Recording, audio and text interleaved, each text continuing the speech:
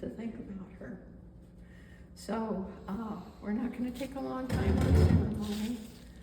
I wanted to explain a couple of things that we're doing differently. You probably noticed a nearly complete absence of flowers, but we got rescued by some sharp eyes who noticed that.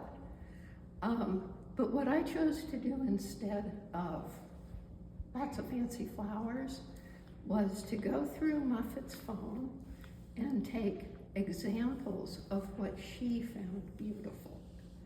And I've prepared prints, actually the people downtown, Megapixel, prepared the prints. And what I would like to do with those, if anyone enjoys them and is interested in them, this may be so tacky, if so, it's just me.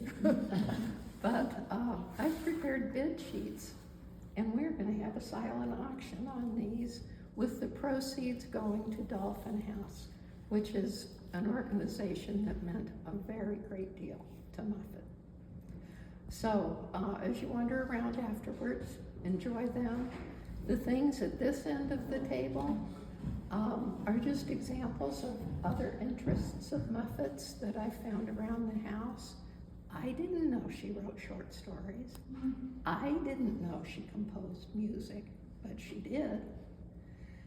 There's a painting she did, and there's a piece of stained glass. I'm not sure who made it, but because it represents an interest of hers, she learned from Glee, and she taught my mother.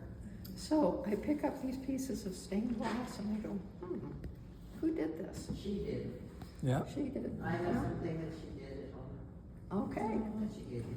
wonderful. Yeah, she did make some glass. She made Yeah, it for us. yeah, We she taught her how to absolutely make it. did. But the particular piece that's here, I'm just not sure who to attribute it to. So anyway, enjoy all of these things, and we will just, please come on in. Take it easy and have a time to think about Muffet. I'm going to yield to Jim Bartschi. He has some words. No, thanks.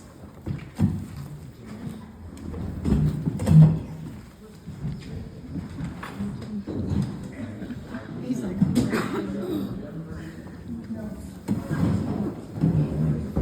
Thanks everyone for coming. We've just wrapped up a little remodel at the shop, and while we were doing some housekeeping, we found the certificate of occupancy, and it was dated January 1997. And that was the year Muffet came to work with us. So over 28 years ago, which is not only rare, but absolutely remarkable. Wow.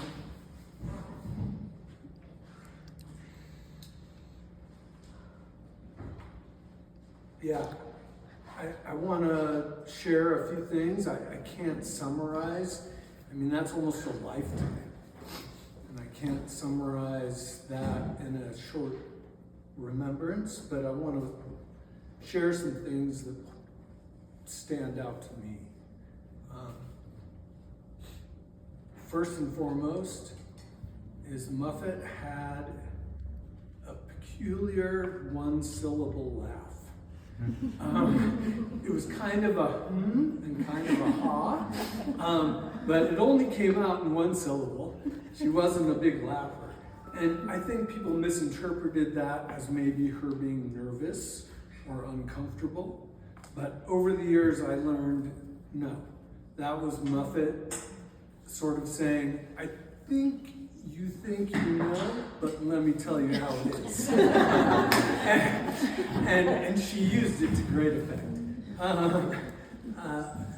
As an artist, whether it was her photography, her painting and drawing, her music, her stained glass, or her artistry in building fly rods, she was a true creative force. I mean, people from all over the world appreciated and praised her work, but I don't think that drove her at all. I think it was her creative spirit that drove her and kept her feeling a sense of pride and purposefulness in handcrafting the world's best fly rods. And she was just great at it. And she was so fiercely loyal and dedicated to the craft and to the people, and also to the standards of high quality. And I was on the wrong end of that plenty of times. And that's where I learned the one syllable laugh. It took me some years, but I got it. You know, she would say, and and then give me some different advice that I learned to take, and it was to the benefit of not only the brand but to all of us as people. So she was really truly dedicated and caring person in that regard. And she was also an innovator. She continuously tried to improve our processes. She improved our communications with the people she supervised. She was always looking for ways to do things better. And she was just a kind and generous person who always was happy to help with a smile and her one syllable laugh. So, you know, a common refrain in business is that anyone is replaceable, and that might be true, I don't know.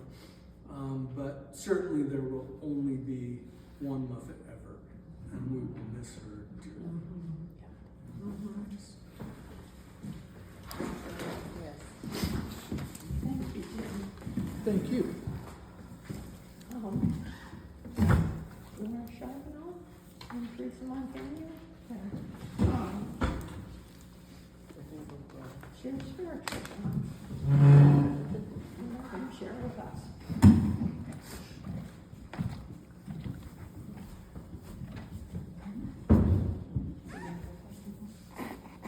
So we're not as good as Jim. We're gonna have to read all through this. That's okay.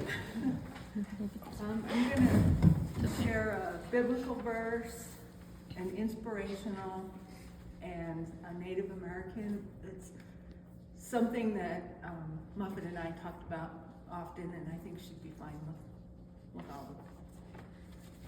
So I have to have these. This one starts out a little abrupt, but I think it's okay because it really is true.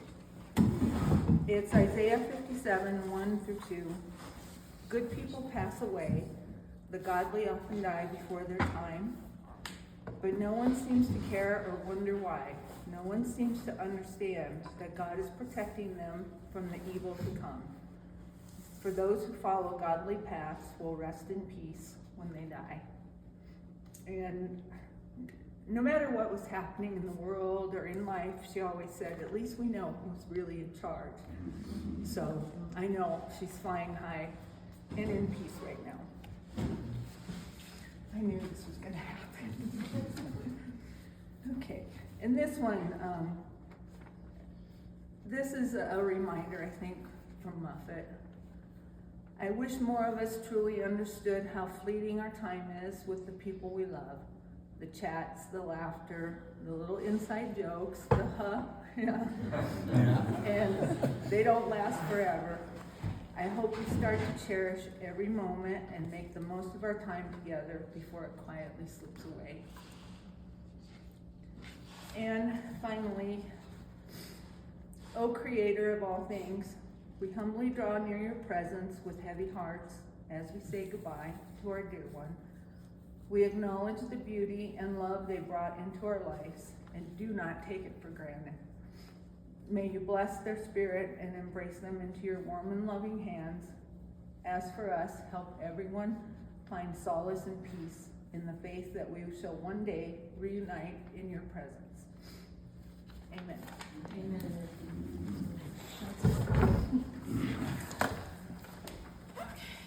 You got this. Thank you.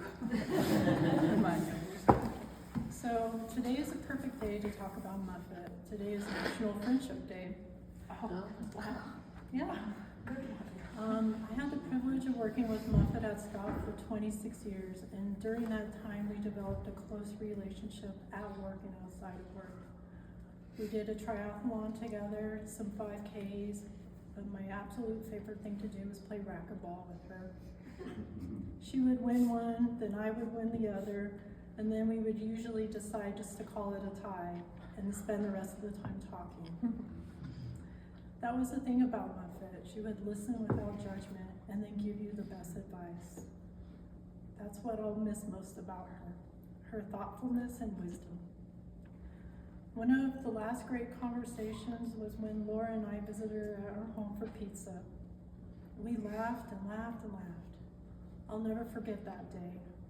Her advice to us was, just have fun and forget the rest. None of this stuff really matters. Go to the bar, have a picnic, enjoy life.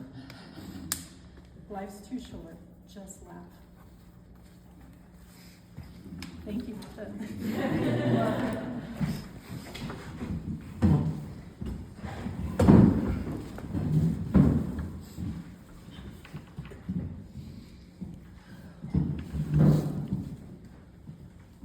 I had no idea it's National Friendship Day.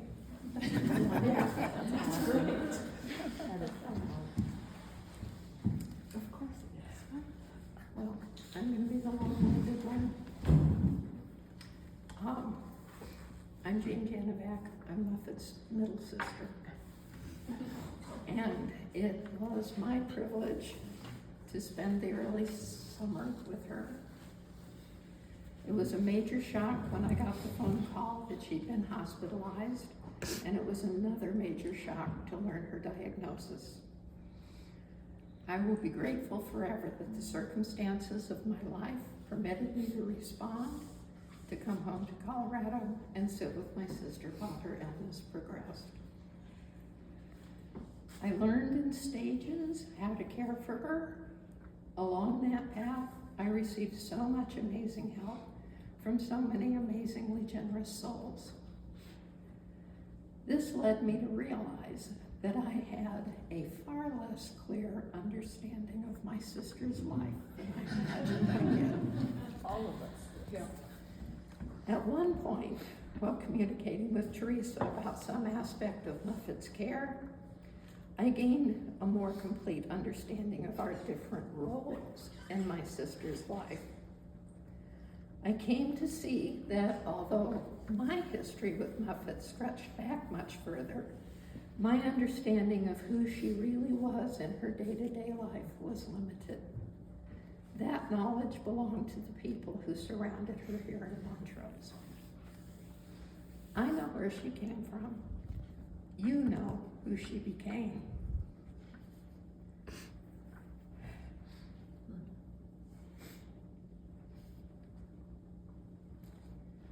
Realizing this opened up my vision and enhanced the rest of the time I got to spend with her. It was kind of like switching around a pair of binoculars and looking through the big one. You end up with a different frame around an entirely different focus. So I want to give all of you a little bit of the background, the part I know. We grew up in a family of 5, 3 kids, all girls, for many years and for many reasons. We moved a lot up until our family moved to Grand Junction in 1967. Muffet was 10 years old, so she, much more than my older sister and myself, put down roots and really attached to Western Colorado. She graduated high school, graduated Western State, and moved with our mother to Montrose. A lot of her early life was pretty great. But Muffet also endured some things that were absolutely not great. Some things were pretty messy. Some things were worse than messy. She had experiences that I'd say ranged from unkind to downright cruel. Over time, that reality wrought a change in her. She drew in and became less trusting. Sometimes it seemed that she'd lost any appetite for human company. She strongly preferred the company of her dogs, and she wasn't shy about letting that be known. I thought a lot about what was going on in my sister's life, what made the experiences she had so devastating to her. One thing I wonder about is whether my sister was a highly sensitive person. This is a concept that Dr. Elaine Aron is the psychologist whose books introduced the idea. Dr. Aron has studied the concept of highly sensitive persons for years. More researchers are involved in recent years, and the trait is now more often labeled sensory processing sensitivity. This is a trait that's not limited to humans. Biologists consider it a survival strategy and have identified it in more than 100 species. It's found in 20 to 30% of the population, which makes it, in Dr. Aron's words, too many to be a disorder, but not enough to be well understood by the majority of those around you. It's a condition of highly acute sensitivity. When it occurs in a context where it's valued, it's maybe a little bit like a superpower, being just that little bit more aware and observant than most of the others around you. People whose brains are made this way may be easily overwhelmed or overstimulated. They are more deeply affected by their environments. And an HSP in a cultural environment that does not value sensitivity is an HSP in a very bad situation. I am going to wonder forever how Muffett would have tested on that scale. I think she was one of those special people. Whether or not that was the reason things got dark for her, she endured some real hard years. But she didn't spend her entire life there. Despite her negative experiences, despite her natural leaning to be reserved, Muffett stirred herself and went out into her community. She involved herself in a broad variety of activities, and she honed a number of different talents and abilities, from visual artistry to musical performance to mechanical aptitude. She was creative, and she allowed herself to express that. And in time, she found herself in environments that appreciated it. She was musically involved at All Saints Anglican Church. She was artistically involved at C's Glass and Tiffany, etc. She was able to contribute to technical aspects of production at Magic Circle Players. And she found work that called on a unique combination of her skills. When she connected at Scott Flyrod, she moved into an environment that valued so many of her strengths. When she became ill, her Scott co-workers stepped in remarkable ways.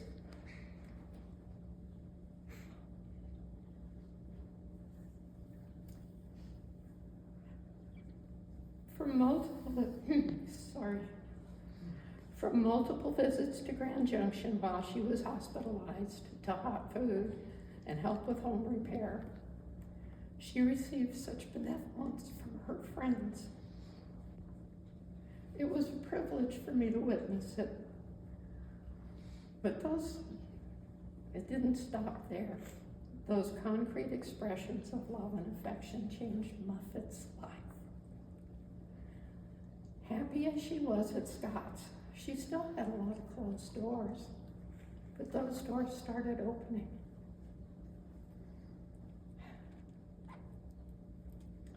I had a conversation with one man who came to help her, who told me a bit about his relationship with her.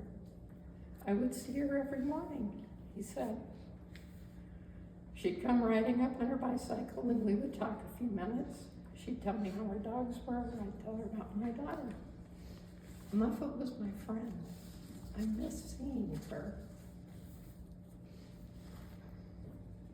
When I went back into the house that day, I repeated his words to Muffett, and I watched a series of deeply felt emotions play across her face. I know that Muffett had valued that friendship too, but I also know that I got to watch, while in a whole new way, she came to understand herself as having been valued. His simple, beautiful words brought a different understanding of who she was into my sister's life. After that, I asked as many of her friends, neighbors, and family as I could reach to share their thoughts with Muffett. I knew there'd be a day like today coming when we would all be together and people would want to share their affections and happy memories. But I also knew that no one present this day would benefit from that sharing anywhere near as much as Muffett would. So many people reached out to her.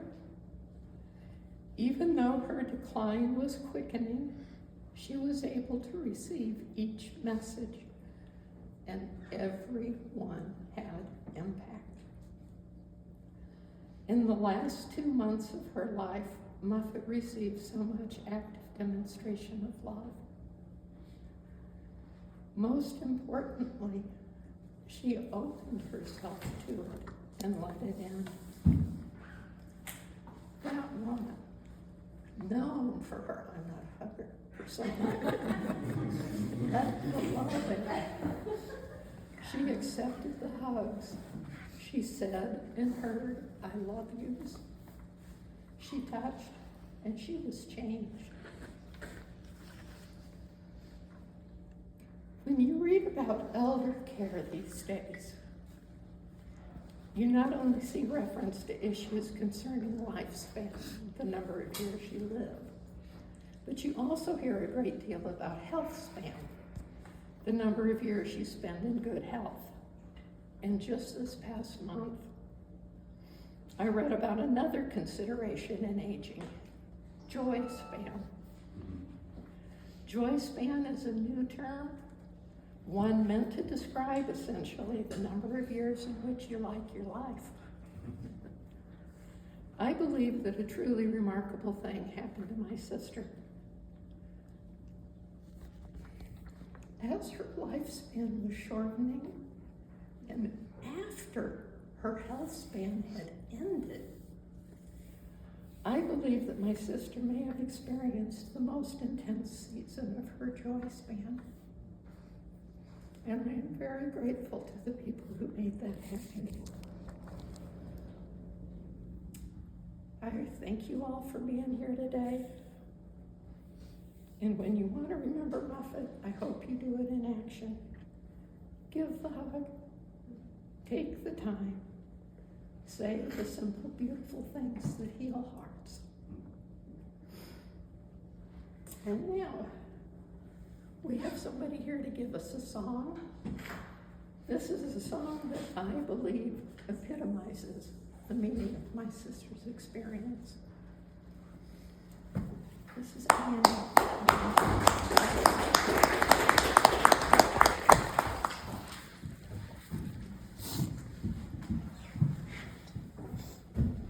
Thank you. If the volume balance isn't good, will you guys wave me down and I'll try to fix it?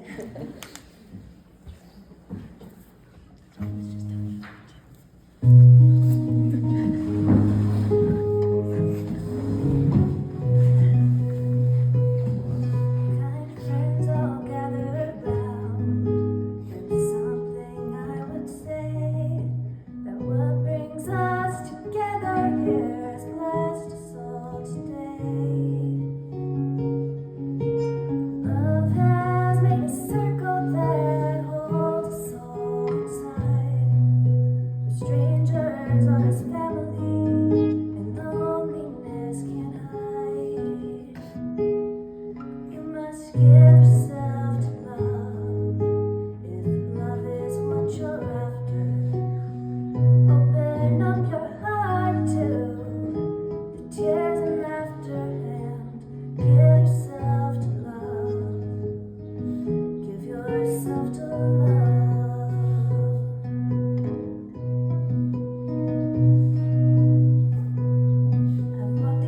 mountains and the rain.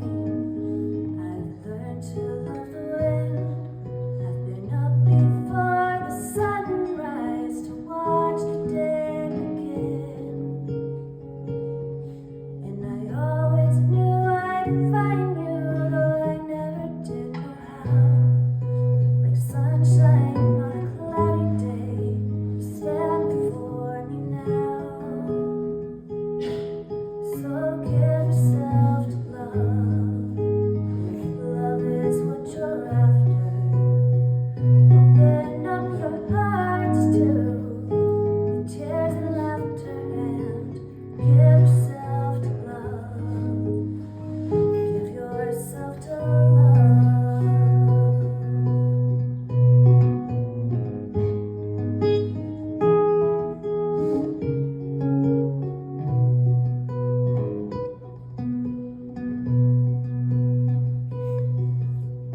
Love is born in fire. It's planted like a seed. Love can't give you everything, but it gives you what you need. And love comes when you are ready. Love comes when you're afraid. It'll be your greatest teacher, the best friend you have made. So give yourself to love, if love is what you're after. Open up your hearts to the tears and laughter, and give yourself to love. Give yourself to love.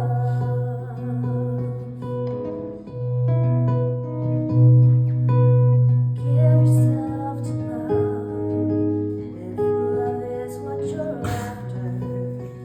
Open up your hearts to the tears and laughter, and give yourself to love. Give yourself to love.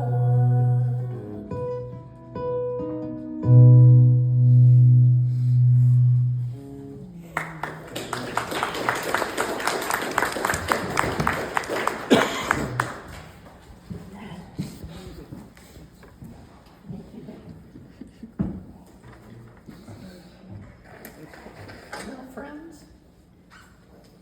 to Muffett. Muffet.